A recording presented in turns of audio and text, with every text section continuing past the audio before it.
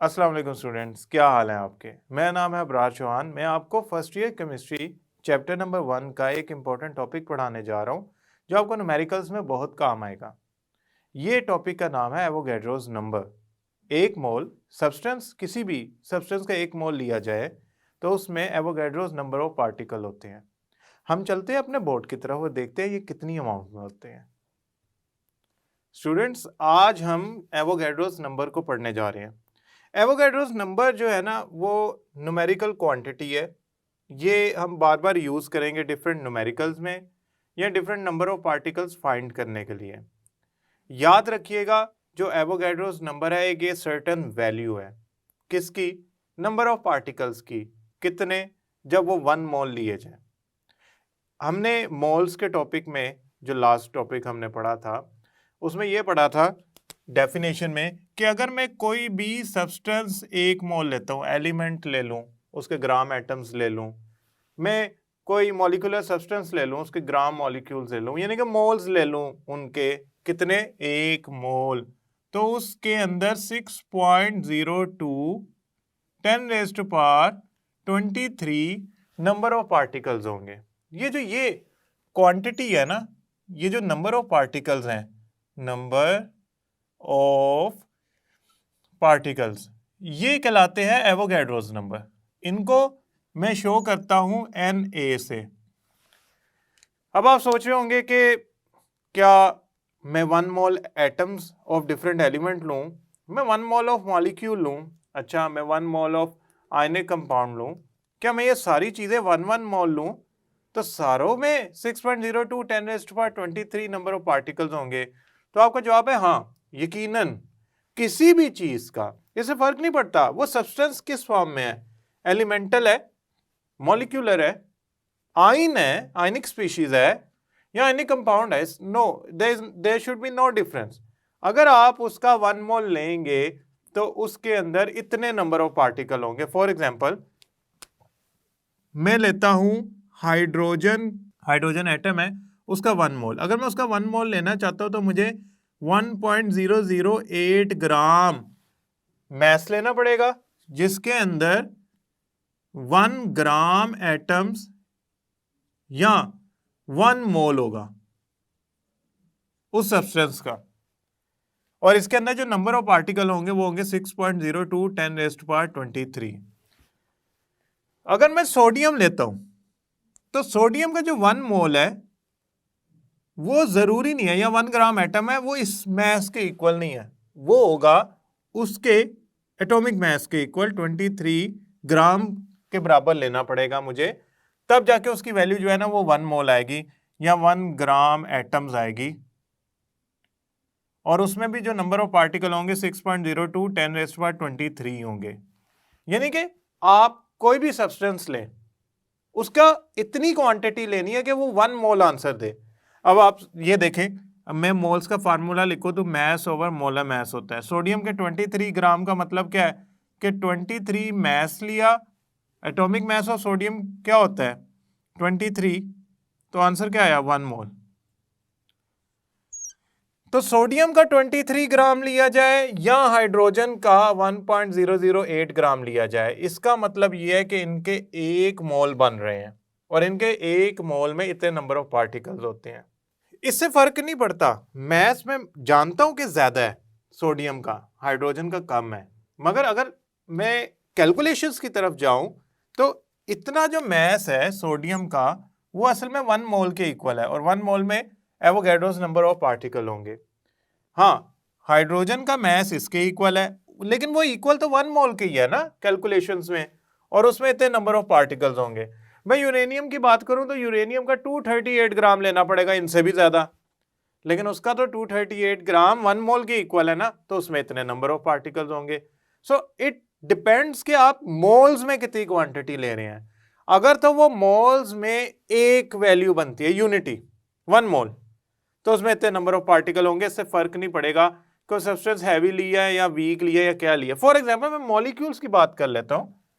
मैं बात करता हूं वाटर की और सल्फ्यूरिक एसिड की। ये दो मैंने डिफरेंट सब्सटेंसेस ली। वाटर, उसका 18 ग्राम अगर मैं लेता हूं तो असल में वो 1 मोल या 1 ग्राम मॉलिक्यूल्स के इक्वल होता है। उसमें कितने पार्टिकल होंगे? 6.02 10⁻23। किसी भी चीज का 1 मोल लिया एवोगैड्रोस नंबर के बराबर आएगा। सल्फ्यूरिक एसिड 98 ग्राम, तो ये किसके इक्वल होता है? 1 मोल के। तो इसमें भी कितने पार्टिकल होंगे? 6.02 10⁻23। तो इसका मतलब मॉलिक्यूल्स हो या एटम्स हो, आप अगर ऐसी वैल्यू ले रहे हैं जो 1 मोल के इक्वल आती है, तो आपके नंबर ऑफ पार्टिकल्स जो होंगे वो एवोगैड्रोस के इक्वल होंगे। यही तो डेफिनेशन हमने पढ़ी है कि 1 mole of any substance should contain 6.02 10⁻23 number of particle which are Avogadro's number. Avogadro's number में जो नंबर ऑफ पार्टिकल्स होते हैं वो बड़े छोटे हो सकते हैं। ये ऐसे ही है जिस तरह मैं बात करता हूं कि मैं 1 डजन एग्स लाया, यानी कि 12 अंडे लाया, बाजार से खरीद लिए। अब ये जो 12 अंडे हैं ना, ये बड़े छोटे होंगे, ठीक है। अब मैं 12 अंडों की बजाय 12 फुटबॉल ले आया, हैं वो भी डजन, हैं अंडे भी डजन, लेकिन डजन का मतलब ये है कि मैं फुटबॉल लाऊं या अंडे लाऊं, उसका मतलब है 12।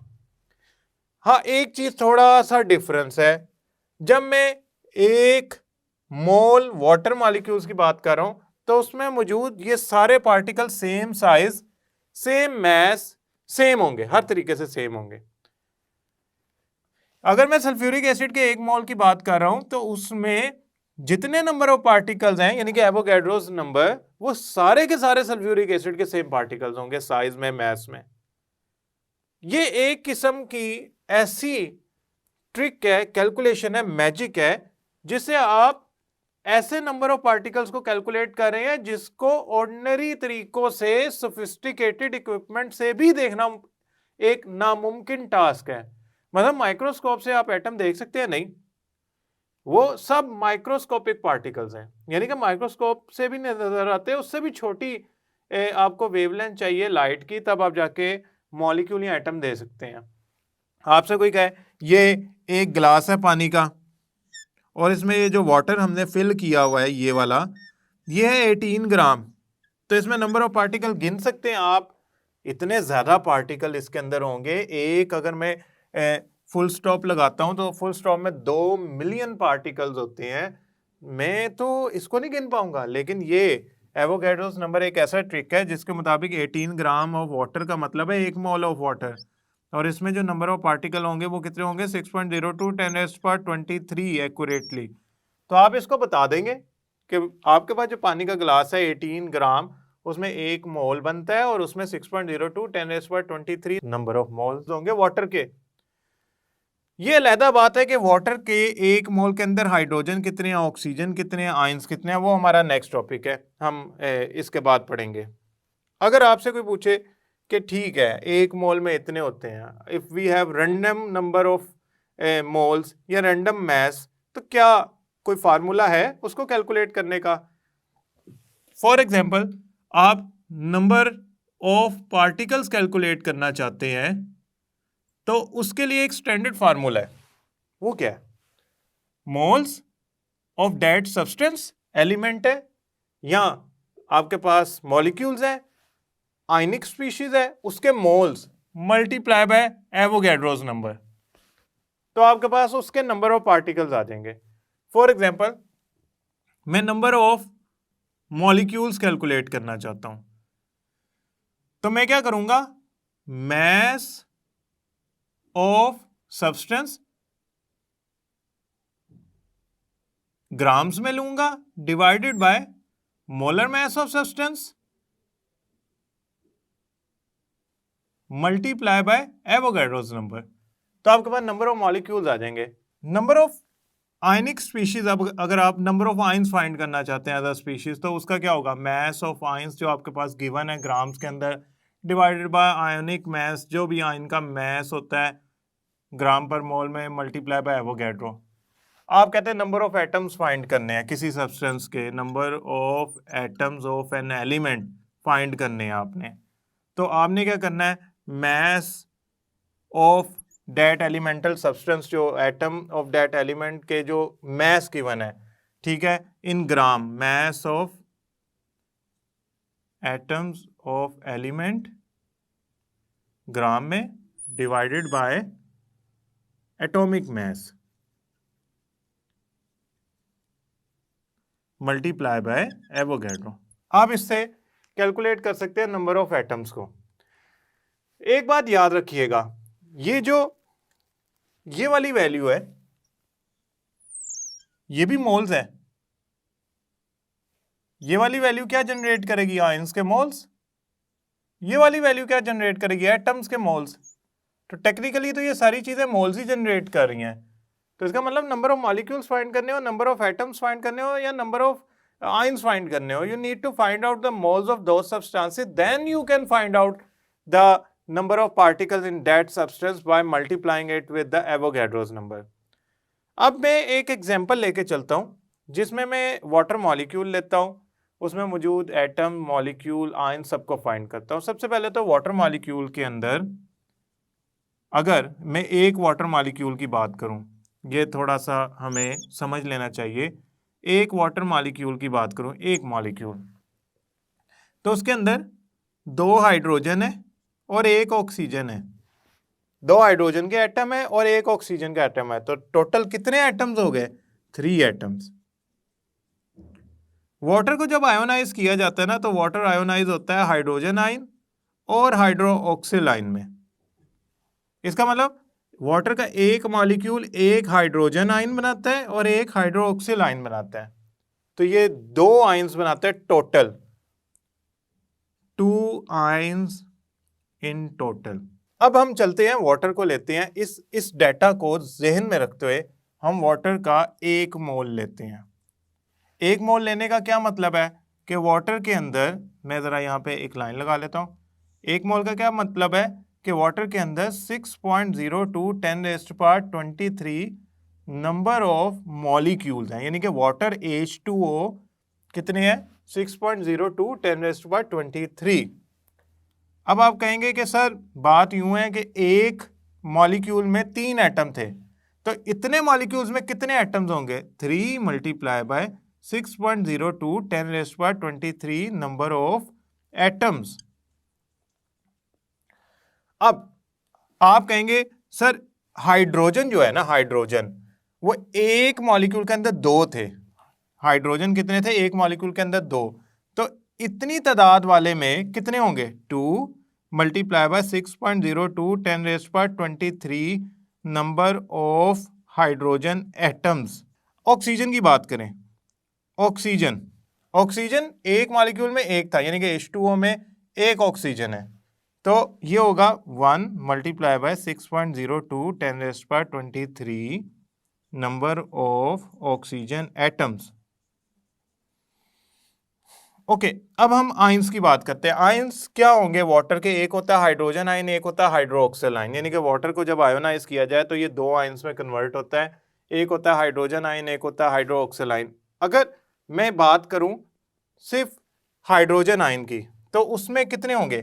अब आप कहेंगे सर इसको यूं देखा जाए कि वाटर के एक हाइड्रोजन आयन बनता है, एक हाइड्रोक्सिल आयन बनता है। एक वाटर के मॉलिक्यूल में एक हाइड्रोजन आयन है, एक हाइड्रोक्सिल आयन है, तो से ये x होंगे, तो ये कितने होंगे? 1 मल्टीप्लाई बाय x, यानी कि x ही होंगे, और ये भी कितने होंगे? x ही होंगे। तो अगर ये नंबर ऑफ पार्टिकल्स हैं, तो हमारे पास जो हाइड्रोजन आयन बने हैं वो इतने ही बनेंगे, 6.02 10⁻23 हाइड्रोजन आयंस की तादाद। और हाइड्रोक्सिल आयन की तादाद क्या होगी? 6.02, क्योंकि वो भी एक में एक होता है, तो 6.02 10⁻23 में भी वो उतने ही होंगे। अब हुआ क्या है, मैंने सिर्फ वाटर का 1 मोल लिया और उसके अंदर मौजूद डिफरेंट वैल्यूज को 1 बाय 1 डिफरेंशिएट कर लिया और आपको मैंने बता दिया। कैसे मुझे पता लगा? मुझे सिंपली एक तरीके से पता लगा। वो तरीका क्या है कि मेरे पास अगर मॉलिक्यूल का पता है और मुझे ये पता है कि वो किस में आयोनाइज होता है, तो मैं आसानी से अंदाजा लगा सकता हूं कि उसमें कौन कौन से पार्टिकल कितने होंगे। आप इनसे मैस भी निकाल सकते हैं, जरूरी नहीं है कि आप इसे मैस नहीं निकाल सकते। अगर आपको नंबर ऑफ पार्टिकल्स पता है, अगर आपको फॉर एग्जांपल मैं यहाँ पे एक आपको और फार्मूला करवाता हूँ, अगर आपको नंबर ऑफ पार्टिकल्स पता है, नंबर ऑफ पार्टिकल्स पता है, तो आप क्या करें, उसे डिवाइड करें एवोगैड्रोस नंबर से, तो ये आपको आंसर दे देगा मोल्स का, मोल्स बता देगा। और मोल्स की वैल्यू अगर आपको ये पास मौजूद है तो उसको मोलर मैस से मल्टीप्लाई करके मैस ऑफ दैट सब्सटेंस आ जाएगा। अब मेरे पास अगर फॉर एग्जांपल मैं बात करूं हाइड्रोजन की, तो इतने नंबर ऑफ पार्टिकल्स मुझे पता है, यानी कि मेरे पास ये वैल्यू है नंबर ऑफ पार्टिकल की, वो है 6.2 मल्टीप्लाई बाय 6.02 10⁻23। इसको मैं एवोगैड्रो से डिवाइड करूंगा तो मेरे पास जो number of moles of hydrogen atoms आएंगे वाटर के अंदर वो आएंगे 2। तो 2 को मैं मल्टीप्लाई करूं उसके मैस से, जो मॉलिक्यूलर जो एटॉमिक मैस होता है हाइड्रोजन का, तो वो मेरे पास मैस जनरेट होगा हाइड्रोजन एटम का 1 मोल के अंदर 2.016 ग्राम। तो हम बड़ी रास्ते निकाल सकते हैं, हम बहुत से रास्ते निकाल सकते हैं। हम एवोगैड्रोस नंबर पता हो तो हम जा सकते हैं एटम्स तक, हम आइंस तक पहुंच सकते हैं, हम ये फार्मूला यूज करके आइंस एटम कोई भी स्पीशीज निकाल सकते हैं। फॉर एग्जांपल आपसे कहें कि जो सल्फेट है SO4 ये आइन है, आइनिक स्पीशीज है ना, is a group of atom having charge, आइन है, पॉलीएटॉमिक आइन। इसका अगर मैं 1 मोल लूं तो इसका 1 मोल जो है कैलकुलेट अगर मैं करूं 1 मोल, तो ये होगा 96 ग्राम, इसका मुझे लेना पड़ेगा तब वो 1 मोल के इक्वल आएगा। तो उसमें 6.02 10⁻23 पार्टिकल्स होंगे। तो मैंने आयनिक स्पीशीज ली तो उसमें 1 मोल आयनिक स्पीशीज का लेने पे भी एवोगैड्रोस नंबर ऑफ पार्टिकल निकल सकते हैं। अब मैं इससे वापस मैस भी निकाल सकता हूं, मोल्स भी निकाल सकता हूं। सो एवोगैड्रोस नंबर पढ़ाने का मतलब सिर्फ ये नहीं है कि आपको शॉर्ट क्वेश्चन याद करा दिया, बोर्ड में 2 नंबर आ गए, या एमसीक्यू आया और आपने सॉल्व कर लिया इंशाल्लाह और आपके पूरे नंबर आ गए एमसीक्यू में। इसका बताने का मकसद ये भी है कि हम एवोगैड्रोस नंबर से एक साइड पे यानी कि जंप कर सकते हैं, मैस कैलकुलेट कर सकते हैं, नंबर ऑफ एटम्स कैलकुलेट कर सकते हैं, आयंस कैलकुलेट कर सकते हैं। अब स्टूडेंट्स एक बहुत इंपॉर्टेंट एमसीक्यू, ये एमसीक्यू सॉल्व करते हुए अक्सर स्टूडेंट क्या करते हैं, कैलकुलेशन शुरू कर देते हैं। आपने ऐसा नहीं करना, मैं आपको एक ट्रिक बताने लगा। एक एमसीक्यू आता है, ज्यादातर ये एंट्री टेस्ट में इस तरह के एमसीक्यूज आते हैं, वहां स्टूडेंट्स को अगर ये ट्रिक्स पता हो तो वो इजीली ये इन चीजों को कैलकुलेट कर लेते हैं। Which of the following has highest number of particles? A option 18 gram of water, B option 98 gram of sulfuric acid, C option 58.5 gram of NaCl, D option all have same number of particles। अब एक लम्हे के लिए आप सोचेंगे कि sir sulphuric acid के 98 grams लिए, इसका मैस सबसे ज्यादा है तो इसमें सबसे ज्यादा नंबर ऑफ पार्टिकल होने चाहिए। एक लम्हे के लिए सोचे तो सेंस प्रिवेल कर रही है, हाँ हो सकता है कि मैं अगर कोई चीज़ ज़्यादा अमाउंट में ग्राम्स में ज़्यादा ले लूँ तो हो सकता है कि उसके नंबर ऑफ पार्टिकल ज़्यादा हों। लेकिन मैंने आपको एक बात समझाई थी, मैंने आपको समझाया था कि एवोगैड्रोस नंबर को जज करने के लिए मोल्स निकालने हैं। किसी सब्सटेंस के ज़्यादा ग्राम्स, फॉर एग्जाम्पल सोडियम के हाइड्रोजन के मुकाबले में ज़्यादा ग्राम का मतलब ये नहीं है कि उसके नंबर ऑफ पार्टिकल ज़्यादा है। नंबर ऑफ पार्टिकल इस बात पर डिपेंड करते हैं कि मोल्स किसके ज़्यादा हैं। नंबर ऑफ पार्टिकल इस बात पे डिपेंड करते हैं कि मोल्स किसके ज्यादा है। यानी कि आप यूं समझ लो, अगर नंबर ऑफ पार्टिकल्स की बात की जाए तो वो डायरेक्टली प्रोपोर्शनल है मोल्स के। जिसके मोल सबसे ज्यादा है उसके नंबर ऑफ पार्टिकल सबसे ज़्यादा है। अगर किसी सब्सटेंस के 2, 3, 4, 5 मोल्स गिवन है तो 5 वाली मोल्स जो होगी सब्सटेंस वो सबसे ज़्यादा नंबर ऑफ पार्टिकल रखेगी। इसका मतलब ये हो गया कि मैं इसमें बगैर सोचे समझे 98 ग्राम को अगर लगा गया तो हो सकता है वो गलत हो जाए। मैं ऐसा करता हूँ, इन सारों के मोल्स निकालता हूँ। जो मेरे पास 18 ग्राम ऑफ वाटर है ये असल में 1 मोल बनता है। 98 ग्राम ऑफ सल्फ्यूरिक एसिड भी 1 मोल बनता है। 58.5 ग्राम ऑफ NaCl भी 1 मोल बनता है। वो ये तो सारों के 1 मोल है। अगर सारों के 1 मोल हैं तो सारों में 1 मोल का मतलब क्या है? 6.02 10⁻23 नंबर ऑफ पार्टिकल। इसका मतलब इनमें कोई हाईएस्ट है लीस्ट नहीं है, सारों में बराबर है। तो इसकी ऑप्शन क्या होगी? D, all have same number of particle because all have same number of moles. तो आपने नंबर ऑफ पार्टिकल्स अगर निकालने हैं तो उनको जज करना मोल से। उनको ऐसे नहीं सोच लेना कि आपके पास जो नंबर ऑफ पार्टिकल्स हैं वो कोई ग्राम से पता लग सकते हैं। आप पहले मोल्स कैलकुलेट करें, जिसके मोल ज्यादा आए उसके नंबर ऑफ पार्टिकल ज्यादा आएंगे। स्टूडेंट्स, अब आपको एक बात तो समझ आ गई कि अगर किसी के नंबर ऑफ मोल्स ज्यादा हैं तो उसमें एवोगैड्रोस नंबर ऑफ पार्टिकल भी ज्यादा है।